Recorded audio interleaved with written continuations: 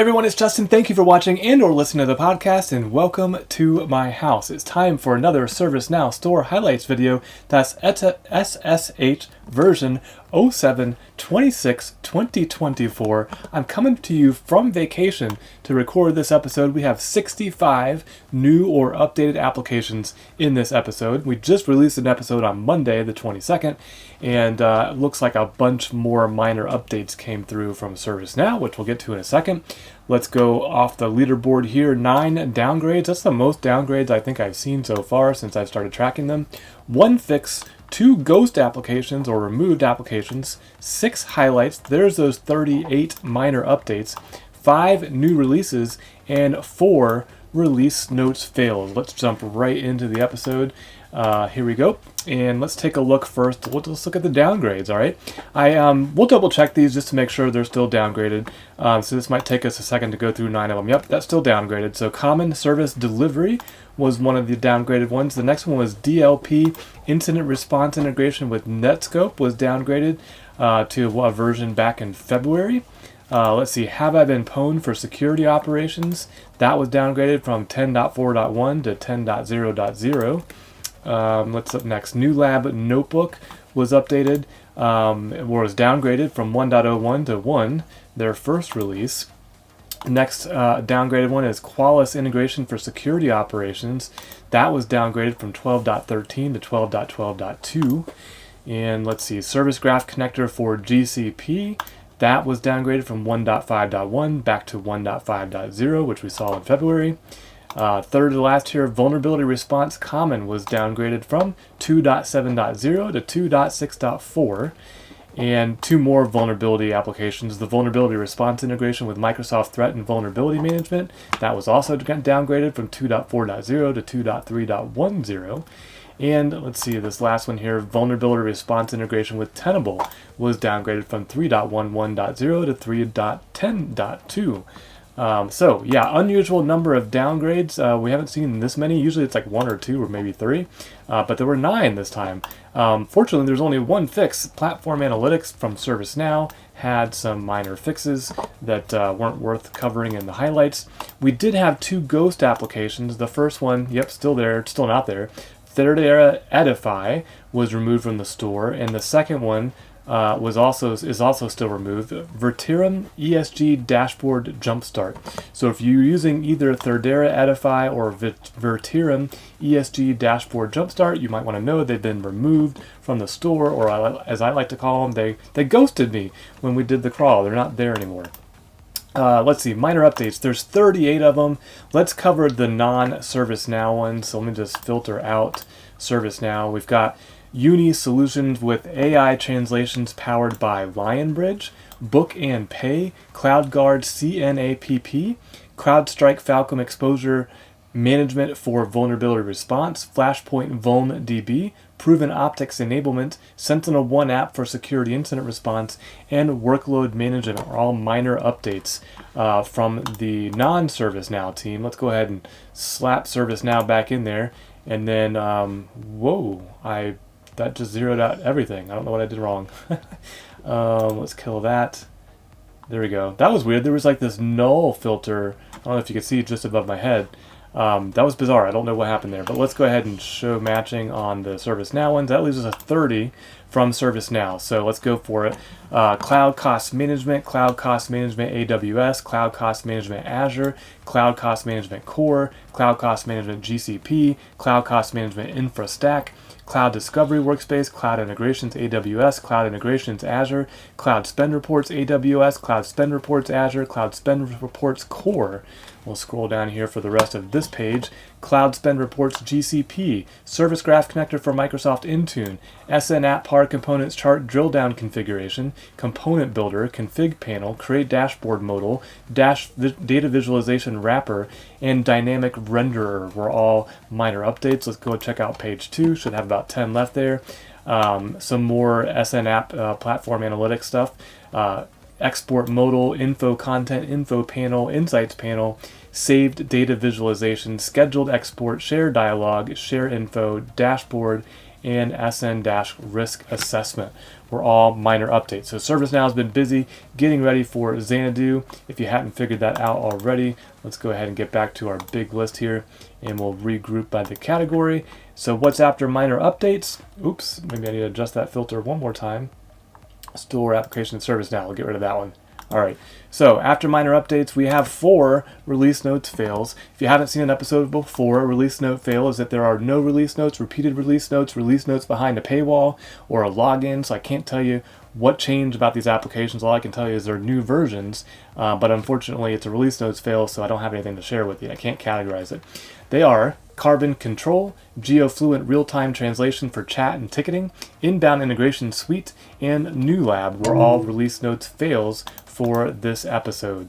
Now, let's get to the good stuff. We had 5 new releases, so let's jump right in. First one's going to be Censys Attack Surface Management. Accelerate risk prioritization with the Censys ASM to ServiceNow VR integration. Key features: accelerate risk remediation, automatically sync exposures and vulnerabilities from Censys Attack Surface Management to ServiceNow vulnerability response. Facilitate risk prioritization, map Censys severity metrics and risk details to ServiceNow vulnerable items, and keep track of risky assets. Send Censys discovered assets to ServiceNow for official tracking and management.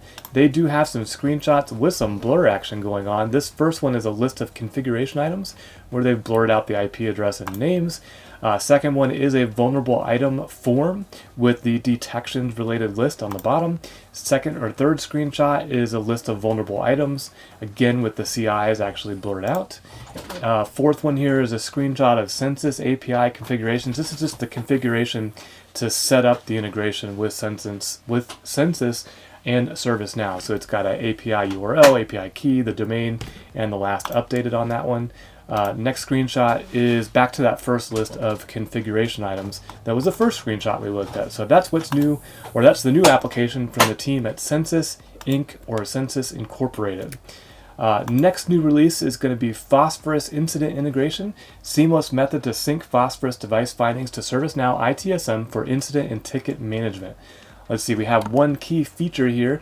Phosphorus application imports incident ticking and management for devices that have been synced to ServiceNow via Service Graph connector for Phosphorus. They included some screenshots. Let's take a look at those. First one's the guided setup for the integration. Second one is the mapping of Phosphorus alert severity. So mapping the low severity of Phosphorus to a ServiceNow priority, which includes impact, urgency, and priority, of course, if you know ServiceNow. Let's see, second screenshot is the same as the third screenshot is the same as the second screenshot. I can't tell the difference. We'll do that one more time. The capitalization. Okay, so that I just noticed the low, medium, and high capitalizes on the second or third screenshot, so I don't know what's going on. Fourth screenshot is a list of incidents with the category of Phosphorus alert. So it looks like alerts are generating incidents. That should be interesting. Next screenshot is a list of security incidents. Next screenshot is a security incident form with the chevrons at the top showing the progress through the workflow there. Next screenshot is an incident form with the notes related list or related form. And we're back to our guided setup screenshot. So that's what's new from the team at Phosphorus Cybersecurity. Next new release is going to be ReturnCenter Automate. ReturnCenter Automate closes the data loop by automatically updating your asset records as they progress through the disposition process. Key features for this new app: automated asset updates are performed through a series of flows which affect assets in your ALM asset table related to a ReturnCenter order in 3 ways: work in progress, sanitization, and disposition. The work in progress applies to assets in ServiceNow added to an order upon order placement. Sanitization applies to any asset reported by an ITAD or data sanitization vendor on a certificate of destruction. And disposition applies to any asset reported by an ITAD vendor on a final disposition settlement report. There are screenshots. There's a video, which I'm going to skip. Let's take a look at these screenshots. First is the Asset Updates General tab. It's got some we need to call those windows like when a character's talking, a caption or a call out window detailing some of their stuff. Next is the disposal tab, updated showing the fields getting updated. Next screenshot is the asset updates in work in process and sanitization flows. So Automate updates these fields and adds comments, and it's pointing to state, substate, and comments. Next screenshot is the asset updates in the disposition flow, similar, kind of showing you what gets updated.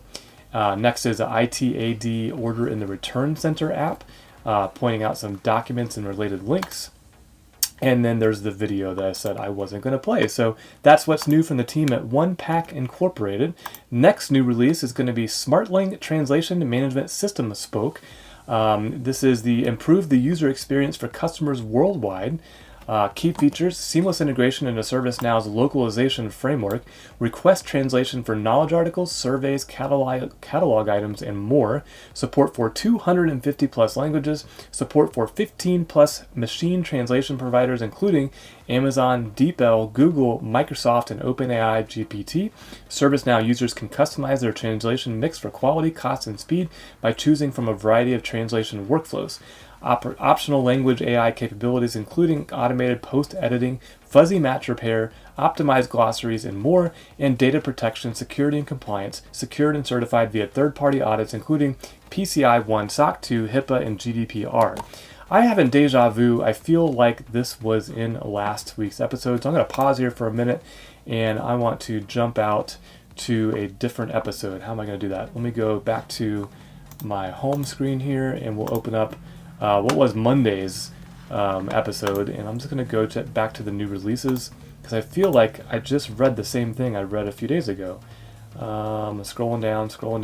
Smartling MTV Service Spoke. So what's the difference between improve the user experience for customers worldwide? Same key features, but it's okay, so Smartling MT Service Spoke, and this week's Smartling Translation Management System Spoke.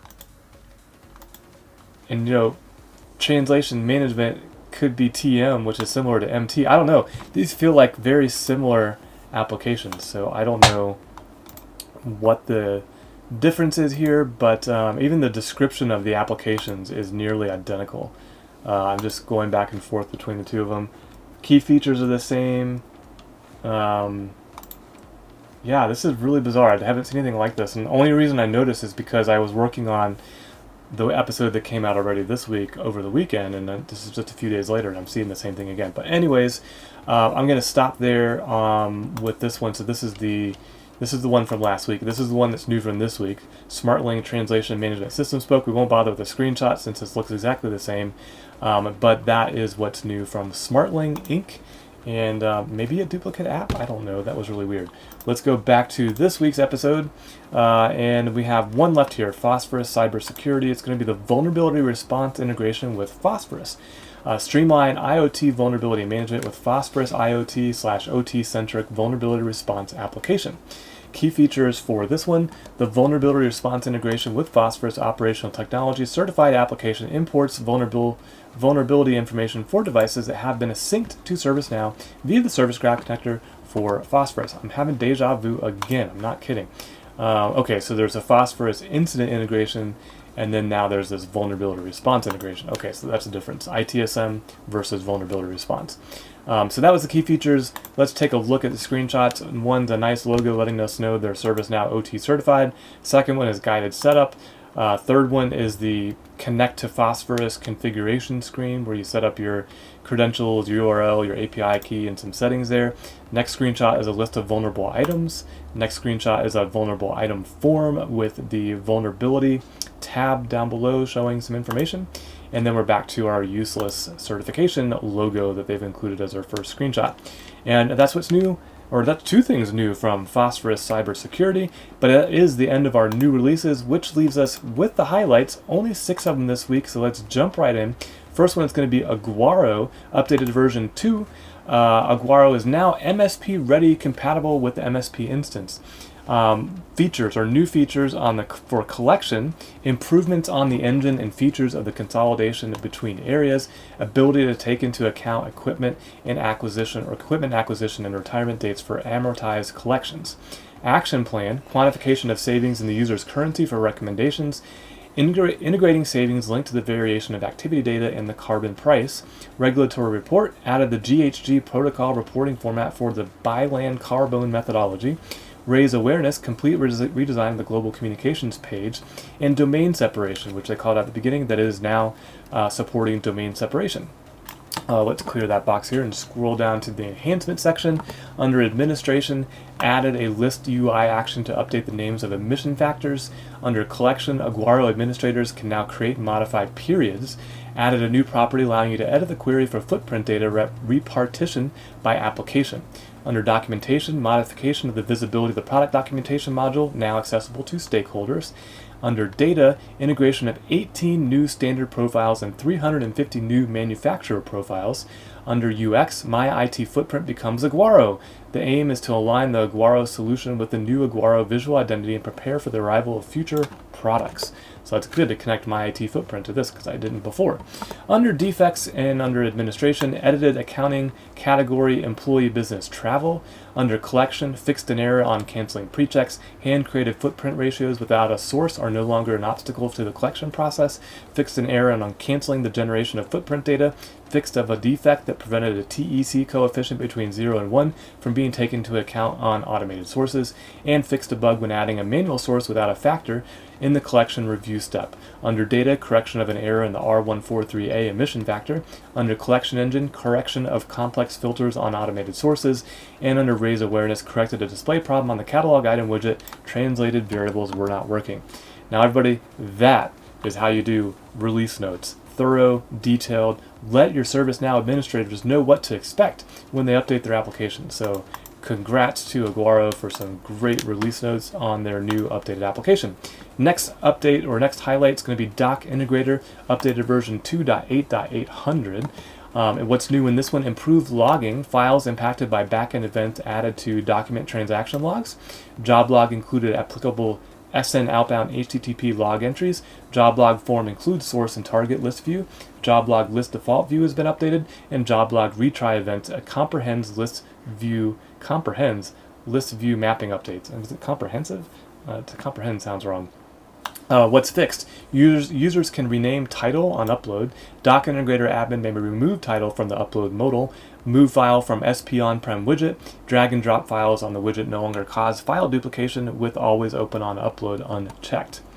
All right, some more good release notes. Thank you for the team at Discover Technologies, LLC.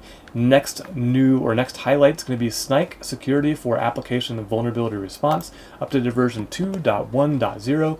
And in this version, they've added filtering support for target name, environment, tags, and lifecycle, added mapping for SCA and SAST issue title and source notes and description field of AVIT respectively, added mapping of target name of SNIKE project and correlation ID field of scanned application table, added feature for bulk ignored AVIT from remediation task, updated target reference filter label to branch, updated user-agent, fixed disappeared SAST issue which should get closed in ServiceNow AVIT, and fixed approval business rule work for only SNIKE AVIT.